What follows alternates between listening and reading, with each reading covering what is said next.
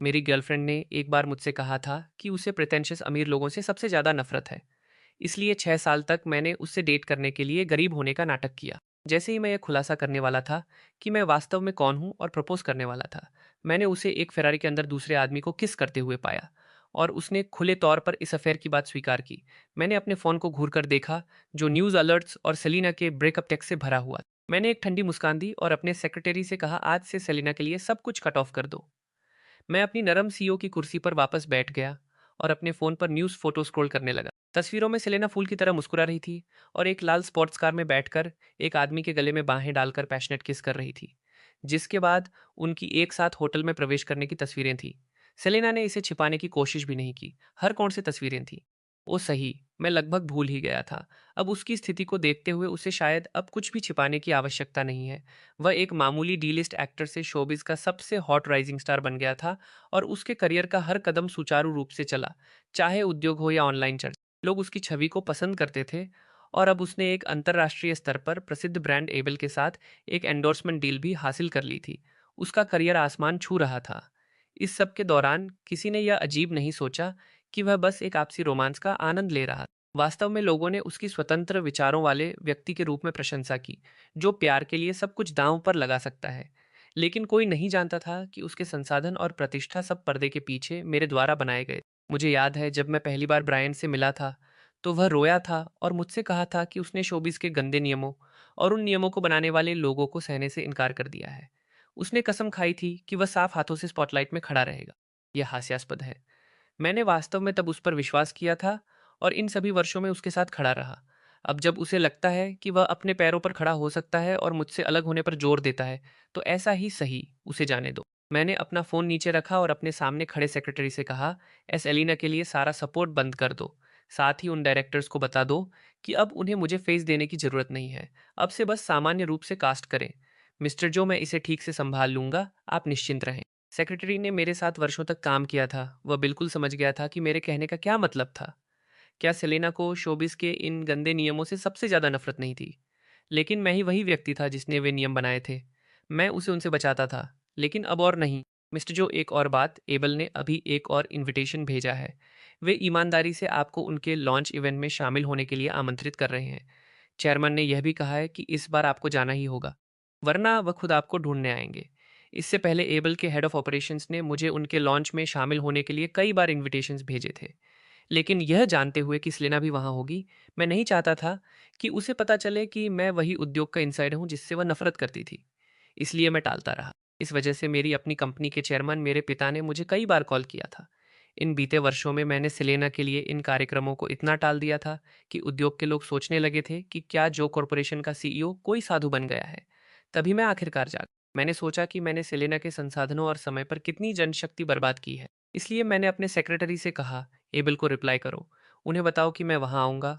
ओ, और मेरे पिता को भी मेरे लिए कॉल करो। अगर आपको अगर ये आपको वीडियो ये पसंद आ वीडियो रही है पसंद आ तो रही है आगे बढ़ने से तो पहले आगे बढ़ने चैनल से को पहले चैनल को सब्सक्राइब और वीडियो को सब्सक्राइब और लाइक वीडियो जरूर को लाइक कीजिएगा। जरूर कीजिएगा। उनसे कहो कि नेथन वापस आ गया है और उन्हें अब कंपनी के बारे में चिंता करने की ज़रूरत नहीं है। वे बस अपनी रिटायरमेंट का आनंद लेने पर ध्यान केंद्रित कर सकते हैं। जी हाँ, वापस स्वागत है मिस्टर जो। सेक्रेटरी का चेहरा राहत भरी मुस्कान से चमक उठा। फिर वह मेरे ऑफिस से चला गया और मैंने अपने वे सस्ते कैजुअल कपड़े बदल लिए जो मैं पहन रहा था और आखिरकार अपने लंबे समय से उपेक्षित बालों को ठीक से स्टाइल करवाया। अगले दिन तय कार्यक्रम के अनुसार मैं एबल लॉन्च इवेंट में पहुंचा। दुनिया के प्रमुख कॉस्मेटिक्स ब्रांड्स में से एक होने के नाते एबल का लॉन्च इवेंट शहर के सबसे शानदार होटल में आयोजित किया गया था। उस दिन उपस्थित होने वाले हर व्यक्ति व्यावहारिक रूप से क्षेत्र के हर उल्लेखनीय सेलिब्रिटी और व्यापारिक हस्ती थे। हर आउटलेट के पत्रकारों ने होटल को पूरी तरह से घेर रखा। मेरे सेक्रेटरी ने होटल के बाहर कार पार्क की और कहा, एमरजेओ, क्या मुझे आगे कॉल करके मीडिया को हटवा देना चाहिए? कोई ज़रूरत नहीं है, मुझे इसकी आदत है। सेलिना के साथ उन सभी वर्षों में मैंने खुद को एक आम आदमी में गायब होने के लिए प्रशिक्षित किया था। ये पत्रकार हमेशा तरह तरह के प्रसिद्ध चेहरों के पीछे भागते रहते थे और मैं जो कॉरपोरेशन का सीईओ जो वर्षों से जनता की नज़र से गायब था, उनके राडा पर भी नहीं आऊँगा। लेकिन मेरा सेक्रेटरी फिर भी चिंतित था।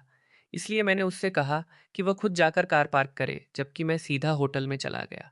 यकीनन पत्रकार रेड कार्पेट पर बड़े नामों को शूट करने में इतने व्यस्त थे कि मेरे जैसे अनजान चेहरे पर कोई ध्यान नहीं दिया। मैंने अभी सुरक्षा गार्ड को अपना इनविटेशन सौंपा ही था कि मेरे पीछे चीखों की एक लहर उठी, जैसे कोई ज्वार भाटा हो। सेलेना, सेलेना, सेलेना, मैंने आवाज़ की और रुक किया और देखा कि सेलेना एक लाल फ़ेरारी से बाहर निकल रही थी और एक स्लिक हेड आदमी के साथ बाँह में बाँह डाले हुए। वह आज विशेष रूप से बेहद खूबसूरत लग रही थी। हर मुस्कान में एक तरह का जादू लग रहा था। मैं लगभग भूल ही गया था कि उसकी बुनियादी बनावट अच्छी थी और अब अबेल के मेकअप के साथ वह वहाँ की हर दूसरी महिला से ज़्यादा चमक रही थी। वह अब कोई ऐसी मामूली इंसान नहीं थी, जिसे पीने की मेज़ों पर इधर-उधर धकेला जाता था। उसने अभ्यस्त सहजता के साथ प्रेस और प्रशंसकों का अभिवादन किया। उसकी पतली गोरी बाँह स्वाभाविक रूप से उस आदमी की बाँह में लिपटी हुई थी। वह सुंदर और सुरुचिपूर्ण लग रही थी, जैसे उसके बगल में बैठी कोई छोटी चिड़िया हो। लेकिन जैसे ही उसने मुझे प्रवेश द्वार पर देखा, उसकी मुस्कान तुरंत जम गई। उसके बगल में खड़े आदमी ने उसकी अचानक हुई बेचैनी को महसूस किया और उसकी नज़र का पीछा किया। उसकी आंखें सीधे मेरी आंखों से मिली। यह आदमी मेरे लिए पूरी तरह से अनजान नहीं। मेरे सेक्रेटरी ने मुझे पहले उसकी फ़ोटो दिखाई थी, लेकिन मैं उस समय सेलेना के जन्मदिन की तैयारी में जल्दबाजी में था, इसलिए मैंने ज़्यादा ध्यान नहीं दिया था। मैंने कभी उम्मीद नहीं की थी कि मैं वास्तव में उसे सामने देखूंगा। सेलेना की असहज और घबराई हुई प्रतिक्रिया की तुलना में उसकी प्रतिक्रिया बहुत अधिक वास्तविक महसूस हुई। उसने सेलेना का हाथ अपनी बाँह से हटाया और इसके बजाय उसे कसकर पकड़ लिया। फिर मेरे पास से ऐसे गुजरा जैसे कोई बयान दे रहा हो। दोनों इनविटेशन सुरक्षा गार्ड के हाथों में फेंकते हुए कहा, आज आबेल का बड़ा दिन है। बेहतर होगा कि तुम अपना काम ठीक से करो। किसी भी ऐरे गैर नत्थु खैरे को अंदर मत भटकने दो। इसके साथ ही उसने मुझे एक उत्तेजक मुस्कान दी और फिर सेलेना को अंदर खींच लिया। उसके उकसावे का सामना करते हुए मैंने बस एक हल्की सी मुस्कान दी, घमंडी, अपने आसपास के सभी लोगों के प्रति अंधा। इस उद्योग में अधिकांश नए लोगों की यही बीमारी है। मैंने उसके जैसे बहुत से लोगों को देखा था। उनके अंदर जाने के बाद मैं भी होटल के लॉबी में चला गया। यह स्पष्ट था कि एबेल ने इस बार कोई कसर नहीं छोड़ी थी। ऊपर से नीचे तक, मंजिल दर मंजिल पूरा होटल एसेलिना के विशाल पोस्टर से ढका हुआ था। उस समय मैंने अपने सेक्रेटरी से सिर्फ कैजुअली उनसे यह कहलवाया था कि सेलेना मेरी गर्लफ्रेंड है। मैंने कभी उम्मीद नहीं की थी कि वे इसे इस हद तक ले जाएंगे। मेरे आगे चल रही सेलेना जैसे ही लॉबी में दाखिल हुई, भीड़ ने उसे घेर लिया। उनमें से अधिकांश प्रोड्यूसर्स और ब्रांड प्रतिनिधियों के थे, जो सभी उससे कुछ हासिल करने की उम्मीद कर रहे थे। सेलेना इस तरह घिरे रहने का आनंद लेती दिख रही थी। इसे अभ्यस्त सहजता से संभाल रही थी। जैसे ही मैं अपनी सीट ढूंढ रहा था, सेलेना का बॉयफ्रेंड अचानक कहीं से प्रकट हुआ। उसने मेरे हाथ में एक कार्ड थमा दिया। मैं जानता हूँ कि तुम कौन हो, तुम बस पैसा चाहते हो, है ना? यहाँ 1 लाख है, अब दफा हो जाओ। 1 लाख। मैंने अपने हाथ में बैंक कार्ड को पलटा और उसे ऐसे घूरने लगा जैसे वह कोई मूर्ख हो। ऐसा लग रहा था कि मैं इन सालों में इतना लो प्रोफाइल रहा हूँ कि उसके जैसा कोई नया व्यक्ति भी मेरे सामने नखरे दिखाने की हिम्मत कर रहा था। लेकिन मेरा अनादर उसे मेरा लालच लगा होगा। तो बाब आखिर सही कह रही थी। तुम्हारे जैसा आदमी उसके प्यार के लायक नहीं है। मैं 1 लाख और जोड़ दूंगा। मुझे उसके आसपास कभी मत दिखना, वरना तुम्हें कीमत चुकानी पड़ेगी। वो कीमत? शोबिज में तुम जैसा कोई मामूली इंसान मुझसे कीमत वसूलना चाहता है? मैंने उसकी तरफ उपहासपूर्वक देखा, जैसे मैं किसी जोकर को देख रहा हूँ। मेरी पूरी जिंदगी में किसी ने भी मुझे धमकी देने की हिम्मत नहीं की थी। उसने वास्तव में मेरी उत्सुकता बढ़ा दी थी। क्या तुमने कभी जो कॉरपोरेशन के एंटरटेनमेंट डिवीजन के बारे में सुना है? मैं तुम्हें बता दूं कि मैं उनके साथ एक कॉन्ट्रैक्ट साइन करने वाला हूं। बैब ने मुझे बताया कि तुम बस एक छोटे स्तर के स्क्रिप्ट सुपरवाइजर हो। तुम्हें रास्ते से हटाने के लिए मुझे बस एक फ़ोन कॉल की ज़रूरत होगी। जो कॉरपोरेशन का एंटरटेनमेंट डिवीजन, यह नाम सुनकर मुझे लगभग हंसी आ गई। क्या वह सचमुच मेरी अपनी कंपनी नहीं थी? मैं उसे कब से साइन कर रहा था? रुको, तस्वीरों का वह ढेर जो मेरे सेक्रेटरी ने मुझे हाल ही में दिखाया था, वे नई साइनिंग्स के उम्मीदवार थे। लेकिन वे केवल उम्मीदवार थे, अंतिम फैसला हमेशा मेरा था। यह लगभग मजाकिया था कि उसने विचारधीन होने को पहले ही साइन हो चुका समझ लिया था। सचमुच अज्ञानता ही परम सुख है। तुम्हें अब डरना चाहिए, वास्तविकता का सामना करो। तुम और बेब अब एक ही दुनिया में नहीं रहते। अब यहाँ से दफा हो जाओ। उसके क्रूर चेहरे के भाव देखकर मेरे अंदर घृणा की एक लहर उठी और मैंने अपने सेक्रेटरी को कॉल करने के लिए अपना फ़ोन निकाला। अरे मिस्टर, मैं पहले से ही अंडरग्राउंड पार्किंग में हूँ और ऊपर आ रहा हूँ। कोई जल्दबाजी नहीं है। मैं बस ये पूछना चाहता था कि जिन नए लोगों को हम साइन करने वाले हैं, क्या उनमें से किसी का नाम मैं आधे वाक्य में रुक गया, यह महसूस करते हुए कि मुझे अभी भी इस आदमी का नाम तक नहीं पता था। इसलिए मैंने उसकी ओर देखा और पूछा, तुम्हारा नाम क्या है? क्या तुम मुझसे मजाक कर रहे हो? तुम मुझे पहचानते भी नहीं हो। उसने स्पष्ट रूप से सोचा कि वह कोई बहुत बड़ी हस्ती है और तुरंत ऐसे भड़क गया जैसे किसी बिल्ली की पूंछ पर पैर रख दिया गया हो। मेरी उसके बकवास के लिए कोई धैर्य नहीं बचा था। इसलिए मैंने अपने सेक्रेटरी से सीधे कहा, यह सेलिना का बॉयफ्रेंड है। समझ गया मिस्टर ब्रायन, आप निश्चिंत रहें। मैंने पहले ही साइनिंग लिस्ट से उसका नाम काट दिया है और मैंने अन्य एजेंसियों से भी संपर्क किया है। उनमें से कोई भी ब्रायन को साइन नहीं करेगा। बढ़िया, समझ गया। मैंने यह कॉल बस यह पुष्टि करने के लिए किया था कि मेरे सेक्रेटरी ने मुझे पहले जो सूची दिखाई थी वह वास्तव में साइनिंग लिस्ट थी या नहीं। जहाँ तक कॉन्ट्रैक्ट का सवाल है, ऐसा लगता है कि यह वास्तव में वही था। जैसे ही मैंने अपना फ़ोन नीचे रखा, पीछे से एस एलेना की चिड़ी हुई आवाज़ आई। नेतन, मुझे नहीं पता था कि तुम इतने छिछले हो कि ऐसा बचकाना स्टंट करोगे। मैंने कॉल के दौरान अपनी आवाज़ धीमी करने की जहमत नहीं उठाई थी। इसलिए मेरे सेक्रेटरी के साथ मेरी पूरी बातचीत सीधे सेलेना के कानों में पड़ी थी। मैंने ध्यान भी नहीं दिया था कि वह कब मेरे पीछे आ खड़ी हुई थी। मैं धीरे से मुड़ा और उसके चेहरे पर गुस्से का भाव देखा। वह भी रियान के पास गई और उसके बगल में खड़ी होकर मुझसे बोली। सेलिना फिर खुद आगे बढ़ी और लगभग हुक्म चलाने वाले लहजे में बोली, नेतन, हमारा सब खत्म हो गया है। मैं तुमसे यह तमाशा बंद करने के लिए कह रही हूँ। चलो बस नाटक करते हैं जैसे आज कुछ हुआ ही नहीं, वरना एक बार इवेंट शुरू होने के बाद मैं सुरक्षा गार्डों से तुम्हें बाहर फिंकवा दूंगी। हाँ, क्या तुम मुझ पर कोई एहसान कर रही हो? क्या मुझे तुम्हारा शुक्रिया अदा करना चाहिए? बहुत हुआ नेतन। मुझे नहीं पता कि तुम यहाँ कैसे घुसे, लेकिन क्या तुम जानते हो कि यहाँ हर एक सीट पर एक नाम आवंटित है? एक बार इवेंट शुरू होने के बाद अगर तुम्हारे पास सीट नहीं होगी, तो भले ही मैं कुछ न कहूँ, आयोजक तुमसे जाने के लिए कहेंगे। मेरा सुझाव है कि तुम अभी चले जाओ।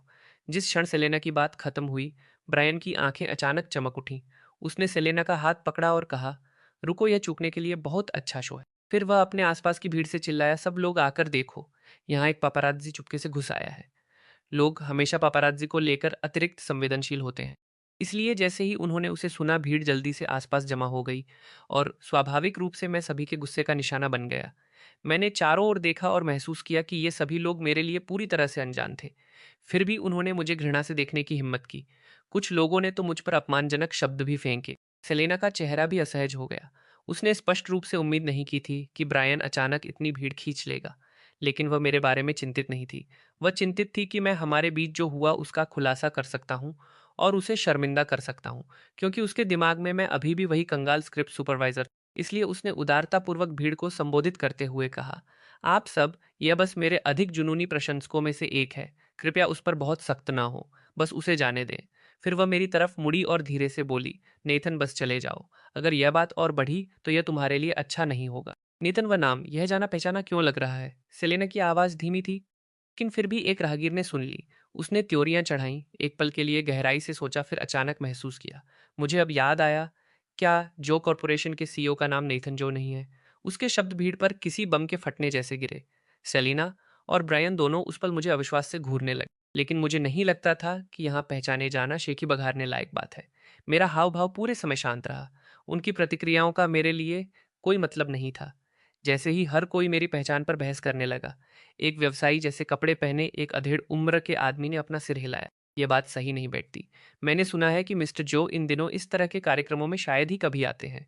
यहाँ तक कि पपाराजी को भी नहीं पता कि वह कहाँ हैं। उनके यहाँ होने की संभावना नहीं है। सही है, मैंने भी यही सुना है। और इस बार एबल ने मिस्टर जो को 7 बार इन्विटेशंस भेजे, उन्हें बार बार आमंत्रित किया, और उन्होंने एक भी स्वीकार नहीं किया। खुद को नेतन कहने वाला यह आदमी, यह शायद एक ढोंगी है। यहाँ की सभी सीटें इनविटेशन द्वारा हस्ताक्षरित हैं। आइए हम सब जांचें कि क्या मिस्टर जो के लिए कोई सीट नहीं है। इससे साबित हो जाएगा कि वह एक पाखंडी है। जैसे ही आखिरी व्यक्ति ने बात की, हर कोई अचानक ऐसे हरकत में आ गया जैसे उन्हें बिजली का झटका लगा हो। वे हॉल में पागलों की तरह तलाश करने लगे। उन्होंने हर एक सीट को छाना, लेकिन कहीं भी मेरा नाम नहीं मिला। तभी उन्होंने राहत की सांस ली, खासकर सेलेना ने। उसकी आंखों में डर और भ्रम पूरी तरह से गायब हो गया था। उसकी जगह ठंडी उदासीनता ने ले ली थी। देखा, मैंने तुमसे कहा था कि मिस्टर जो बिना बॉडीगार्ड्स के कभी नहीं आएंगे, खासकर अपने व्यक्तिगत सेक्रेटरी मिस्टर वोंग के बिना। वह मूल रूप से मिस्टर जो की व्यक्तिगत छाया है। वह कभी उनका साथ नहीं छोड़। अब वे आश्वस्त लग रहे थे कि मैं जो कॉरपोरेशन का सीईओ नहीं था, इसलिए मैं एक और पपराजी बन गया जिसे वे इधर उधर धकेल सकते थे। ब्रायन और भी आगे बढ़ गया और जोर जोर से सुरक्षा गार्डों से मुझे बाहर फेंकने की मांग करने लगा। जैसे ही भूतल पर अराजकता अपने चरम पर थी, एक बेदाग सूट पहने एक आदमी धीरे से दूसरी मंजिल से नीचे आया। उसने नीचे के शोरगुल वाले दृश्य को देखा, थोड़ा झिझका, फिर सीढ़ियों पर खड़ा होकर चिल्लाया, शांत हो जाओ। उसकी आवाज के शब्द सुनते ही सब एक साथ घूम गए, और जिस क्षण उन्होंने देखा कि सीढ़ियों पर कौन खड़ा है, वे सभी हाँफने लगे और तुरंत शांत हो गए। मैं अकेला था जो अभी भी मुस्कुरा रहा था। इस आदमी से पूरी तरह से बेपरवाह था। जिस क्षण वह सीढ़ियों से नीचे उतरा, ब्रायन और सेलिना उसकी ओर भागे। डायरेक्टर हूँ, क्या नीचे के शोर ने आपको परेशान किया? सेलेना ने सावधानी से पूछा, उसके ठीक पीछे चलते हुए एक जबरदस्ती की मुस्कान लाई। यह आदमी कोई और नहीं बल्कि एबल का रीजनल डायरेक्टर और सेलेना का वर्तमान संरक्षक डायरेक्टर हुंग था। हुंग ने उस पर एक नज़र भी नहीं डाली। उसने बस उपहास किया और कहा, मैं यहाँ मिस्टर जो के लिए आया हूँ, और वैसे मुझे अब मिस्टर हुंग मत कहो, अब से मुझे बस डायरेक्टर हुंग कहो। डायरेक्टर हुंग, आप किस मिस्टर जो की बात कर रहे हैं? ब्रायन ने धीरे से पूछा, लेकिन हुंग ने उसे पूरी तरह से नज़रअंदाज कर दिया। वह सीधे मेरी तरफ बढ़ा। जैसे ही वह पास आया, मेरे आसपास के सभी लोग खुद ब खुद एक तरफ हट गए, उसके लिए रास्ता साफ कर दिया। जब हुंग मुझ तक पहुंचा तो उसने एक गहरा सम्मानजनक झुककर प्रणाम किया और माफ़ी मांगते हुए कहा, मुझे खेद है मिस्टर जो, यह मेरी चूक थी कि आपको इस सारे शोर से निपटना पड़ा। हुंग की अचानक हुई प्रतिक्रिया ने कमरे में मौजूद हर इंसान को पूरी तरह से चौंका दिया। एक लंबे अंतराल के बाद ब्रायन आखिरकार इससे बाहर निकला और आगे की ओर भागा, यह कहते हुए, डायरेक्टर होंग, क्या आपको यकीन है कि आपसे कोई गलती नहीं हुई है? वह बस एक स्क्रिप्ट सुपरवाइजर है। थप्पड़।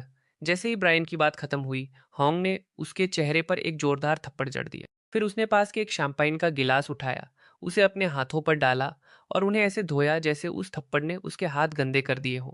तुम अंधे बेवकूफ, क्या तुम्हें सच में लगता है कि तुम मिस्टर जो की पहचान का अंदाजा लगाने की किसी स्थिति में हो? इस तरफ आए कृपया। वोंग ने शिष्टता से इशारा किया। एमरजे, आपकी सीट दूसरी मंजिल पर है। मैंने आपके लिए पहले से ही एक प्राइवेट टेबल की व्यवस्था की है। आइए कुछ खाने पर बात करते हैं। ज़रूर। मैं बिरियन और एसेलिना के पास से गुजरा और उनकी तरफ एक नज़र डाले बिना सीढ़ियों से ऊपर चला गया। तभी मेरा सेक्रेटरी आखिरकार थोड़ा देर से पहुंचा। मिस्टर जो, मैंने सेलिना और ब्रायन के सभी कमर्शियल डील्स पहले ही रद्द कर दिए हैं। मैंने उन डायरेक्टर से भी बात कर ली है। क्या आपको किसी और चीज़ की ज़रूरत है? सेक्रेटरी वोंग ने रिपोर्ट करने के लिए कुछ तेज़ कदमों से सीढ़ियाँ चढ़ी। मुझे हमेशा उसके काम पर भरोसा था। मैंने संक्षिप्त रूप से दस्तावेजों को पलटा और उन्हें वापस सौंप दिया। जांच करो कि नीचे ये सभी लोग कौन हैं और उसी के अनुसार निपटो। मुझे नीचे बहुत निराशा का घूंट पीना पड़ा है। अब उनके साथ भी हिसाब चुकता करने का समय आ गया है। सेक्रेटरी ने मेरी बातों पर ठंडे तरीके से सिर हिलाया। मैं बता सकता था कि उसके दिमाग में पहले से ही एक योजना थी। अब तक ख्वांग के माथे पर पसीने की बूंदें आ गई थीं। उसका ओहदा ऊंचा था, निश्चित रूप से, लेकिन यह इस बात पर निर्भर करता था कि उसकी तुलना किससे की जा रही। मेरे सामने ईबेल के रीजनल डायरेक्टर के रूप में उसका पद अभी भी काफ़ी नहीं था। जिस क्षण मैं ऊपर गया, नीचे की पूरी मंजिल गूंज उठी। किसी को उम्मीद नहीं थी कि मेरी पहचान वास्तव में असली होगी। ब्रायन को इतना पछतावा हुआ कि वह खुद को कोस सकता था। काश वह खुद को बार बार थप्पड़ मार पाता, लेकिन इसके लिए पहले ही बहुत देर हो चुकी थी। सेलेना वहीं सुन्न खड़ी रही, शून्य में घूरती रही, क्योंकि हुआंग मुझे अत्यधिक सम्मान के साथ वेरी इंपॉर्टेंट पर्सन कमरे में ले गया। आखिरकार एबेल की ब्रांड एम्बेसडर होने के नाते भी वह हुआंग के साथ एक ही मेज पर बैठने के योग्य नहीं। कुछ ही देर बाद सेलेना का फोन अचानक बज उठा। यह उसका मैनेजर था। सेलेना अभी भी बदहवास हालत में फोन उठाया और अपने कान से लगाया।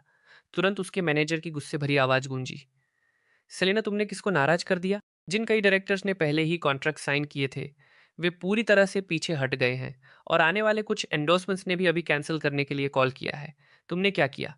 अपने मैनेजर के शब्दों को सुनकर सेलेना आखिरकार वास्तविकता में वापस आई और दहशत में दूसरी मंजिल की ओर देखने लगी। इससे पहले कि वह एक शब्द भी कह पाती, उसका मैनेजर चिल्लाता रहा, सेलेना, मैं तुमसे कह रहा हूँ, मुझे परवाह नहीं है कि तुमने किसे नाराज किया है।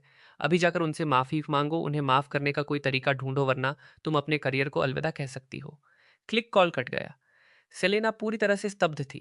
जब से वह मेरे साथ जुड़ी थी, उसका करियर सुचारू रूप से चल रहा था। उसका मैनेजर व्यावहारिक रूप से उसकी पूजा करता था। अब इस तरह की समस्या का सामना करते हुए वह पूरी तरह से खो गई थी। उसे समझ नहीं आ रहा था कि कहाँ से शुरुआत करे। उसी समय ब्रायन और भूतल पर मौजूद बाकी सभी लोगों के फोन्स बजने लगे। जैसे ही उन्होंने एक के बाद एक जवाब दिया, उनके चेहरे लगभग तुरंत पीले पड़ गए। यह शायद उनकी जिंदगी की सबसे भयानक कॉल्स थीं जो उन्हें कभी मिली। जिस क्षण ब्रायन ने अपना फोन नीचे रखा, उसकी आंखों की रोशनी पूरी तरह से गायब हो गई। उसकी जगह एक खोखली बेजान निराशा ने ले ली। उसकी सबसे गौरवशाली फिल्मों को एक साथ रोक दिया गया था।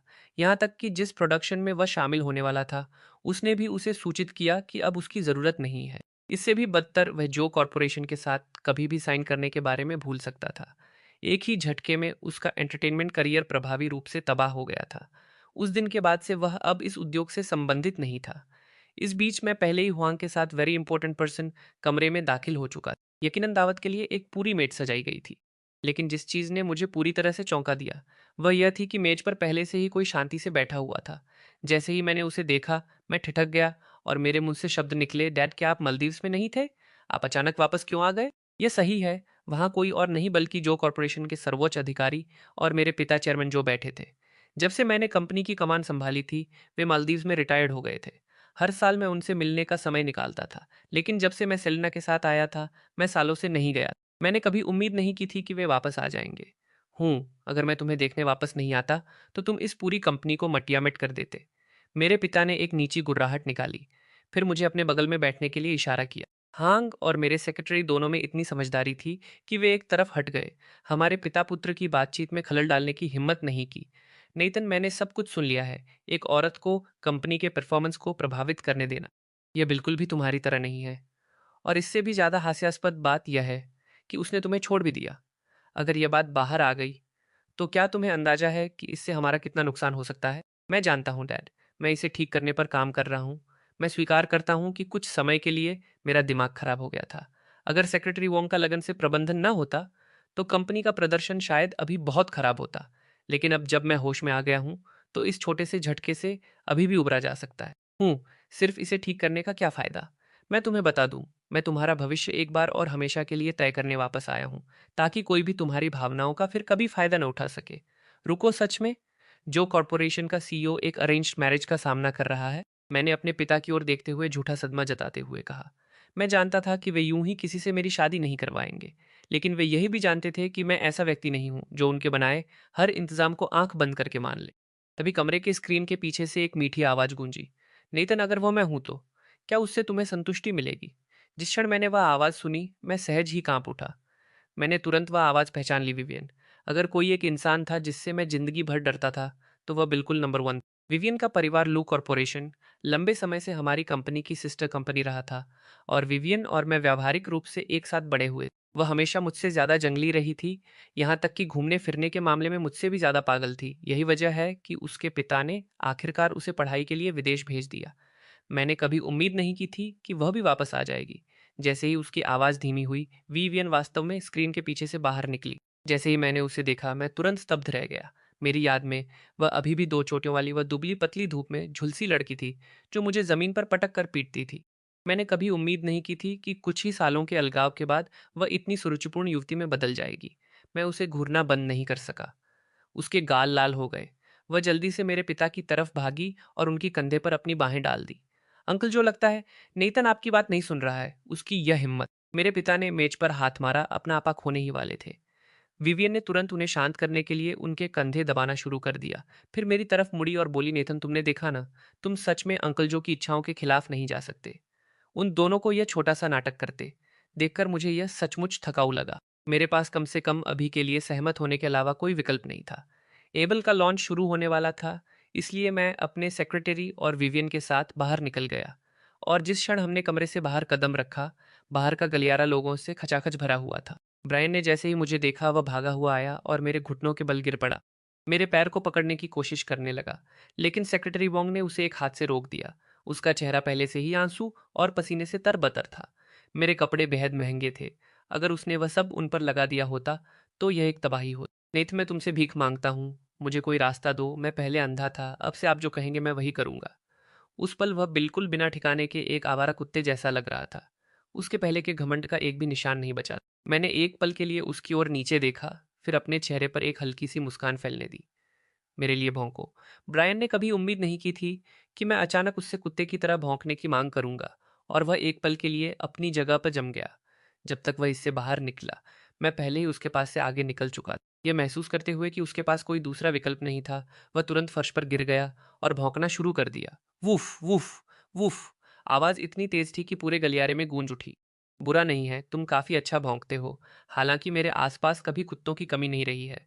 मैंने एक उपहासपूर्ण मुस्कान दी और नीचे जाने के लिए मुड़ गया। ब्रायन बिल्कुल टूटी हुई रीढ़ वाले कुत्ते की तरह लग रहा था, जो फर्श पर बेजान पड़ा था, जबकि अनगिनत कैमरे उसके चारों ओर क्लिक कर रहे थे। क्योंकि यह एक प्रोडक्ट लॉन्च था, इसलिए आधिकारिक कैमरे तैनात थे, और इससे पहले कि वे प्रोडक्ट की तस्वीर भी ले पाते, वे पहले ही इस चौंकाने वाले दृश्य को कैद कर चुके थे।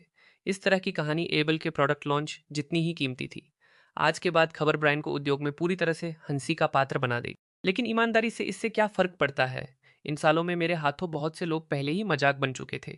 जैसे ही मैं नीचे पहुंचा, सेलेना ने सीढ़ियों के नीचे मेरा रास्ता रोक लिया।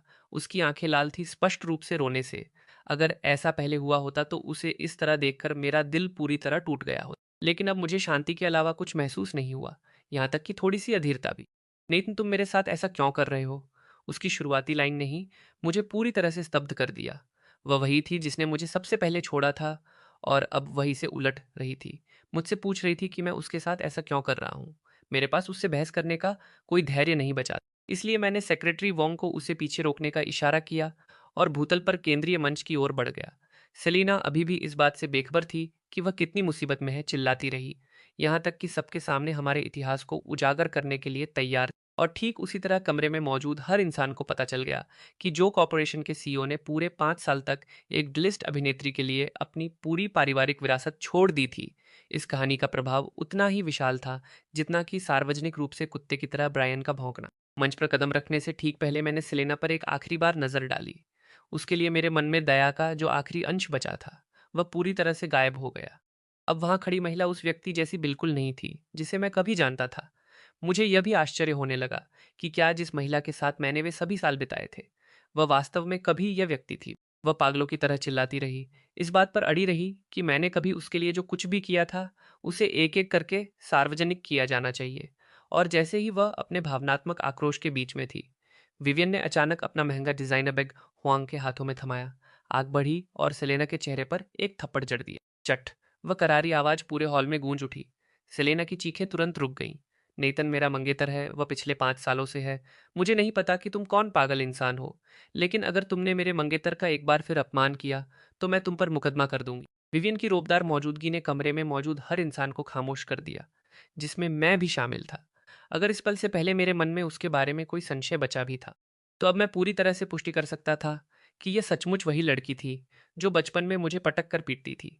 सेलेना थप्पड़ खाने के बाद उसका आधा चेहरा तुरंत सूजकर लाल हो गया था, जबकि विवियन ने ऐसा व्यवहार किया जैसे कुछ हुआ ही न हो। उसने हुआंग से अपना बैग वापस लिया, आगे बढ़ी और अपनी बाँ मेरी बाँ में डाल दी।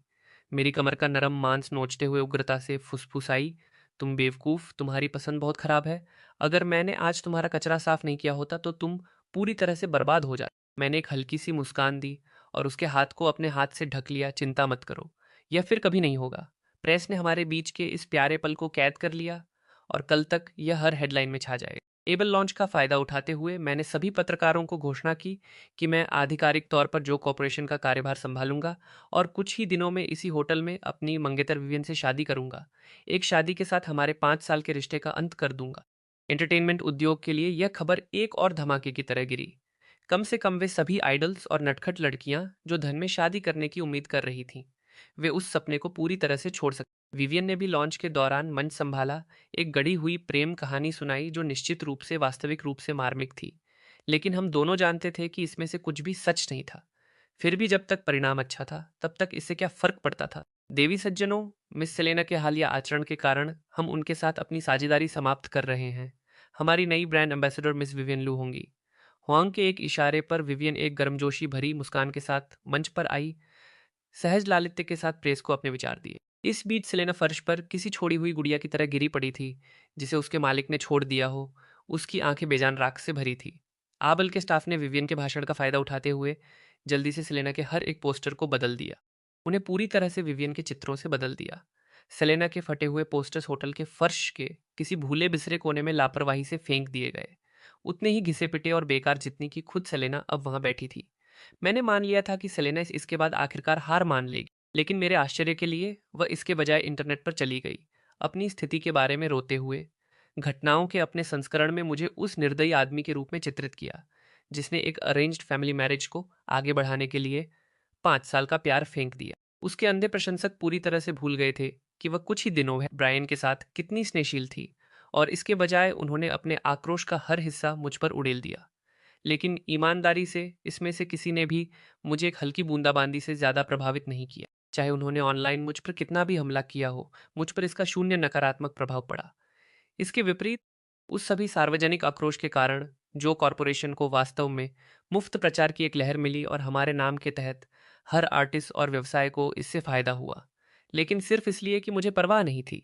इसका मतलब यह नहीं था कि किसी और को भी नहीं। सेक्रेटरी वोंग ने मुझसे पूछा कि क्या उन्हें हस्तक्षेप करना चाहिए और सेलेना को सबक सिखाना चाहिए। मैंने मना कर दिया। ऐसा इसलिए नहीं था क्योंकि मेरे मन में अभी भी उसके लिए कोई पुरानी भावनाएं थीं, बल्कि इसलिए था क्योंकि इस विशेष समय में ऐसे लेना के पीछे पड़ना, अगर गलत लोगों द्वारा तोड़ मरोड़ कर इस्तेमाल किया जाता, तो भी कंपनी को कुछ नुकसान पहुंचा सकता था। हालांकि मैंने जिसकी उम्मीद नहीं की थी वह यह था कि जब सेक्रेटरी वोंग पीछे हटे हुए थे, विवियन आगे बढ़ी और बिना किसी झिझक के खुले तौर पर इससे निपटी। उसने पहले ऑनलाइन उन नासमझ प्रशंसकों को सार्वजनिक रूप से बेनकाब किया, फिर एबल लॉन्च के फुटेज को ट्रेंडिंग पेज पर लाने के लिए ऑनलाइन टिप्पणीकारों की एक टीम को काम पर लगाया।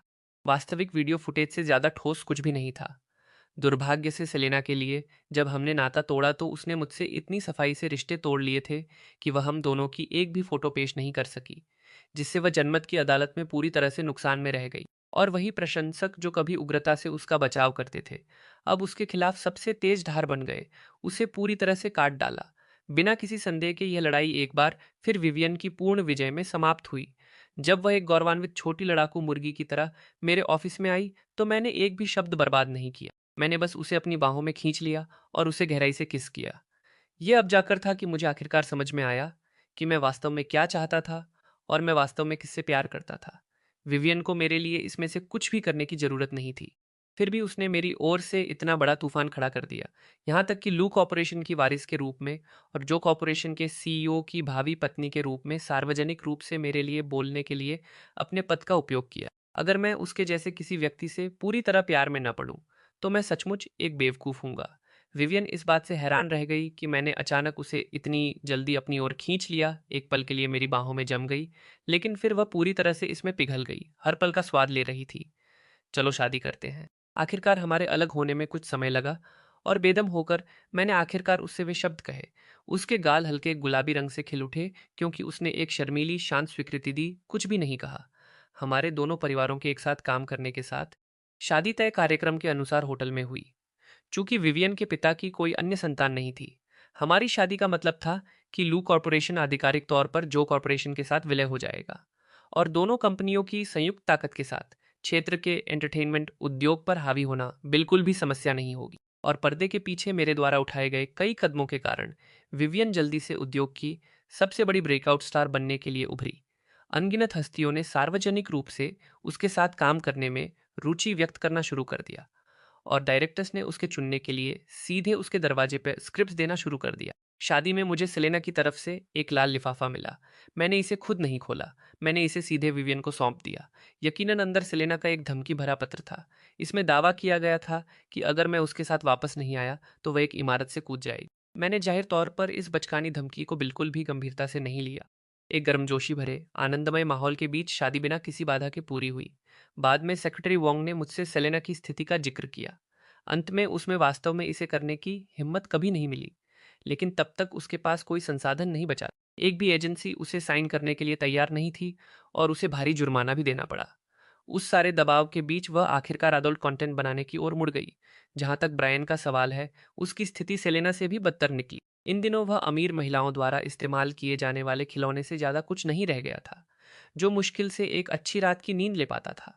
अंदर और बाहर से पूरी तरह से निचोड़ा हुआ एक खोखले खोल से ज्यादा कुछ नहीं रह गया। मैं अपने ऑफिस में बैठा था, सेक्रेटरी वोंग द्वारा मेरे लिए लाए गए दस्तावेजों को देख रहा था। मेरा दिमाग पूरी तरह से शांत था। तब से इतना समय बीत चुका था कि मुझे अब उन दोनों में से किसी के प्रति कुछ भी महसूस नहीं हुआ। तभी पीछे से गोरी पतली बाहों की एक जोड़ी ने चुपचाप मेरे कंधों को लपेट लिया। विवियन ने मुझे आलिंगन में खींच लिया। उसका नाजुक चेहरा मेरे चेहरे के पास झुक गया। एनाथान, क्या तुम पुरानी चिंगारी को फिर से भड़काने के बारे में सोच रहे हो? मैंने दस्तावेजों को मेज पर फेंक दिया और हंस पड़ा। बिल्कुल नहीं, मैंने मुस्कुराते हुए कहा, बस एक चुटकुला पढ़ रहा हूँ। इसके साथ ही मैं झुका और उसे किस किया। एक लंबे पल के बाद हमारे होंठ अलग हुए और विवियन ने मेरी गर्दन के चारों ओर अपनी बाहें लपेट लीं। मेरे कान के पास झुककर धीरे से फुसफुसाई, बधाई हो, तुम पिता बनने वाले हो।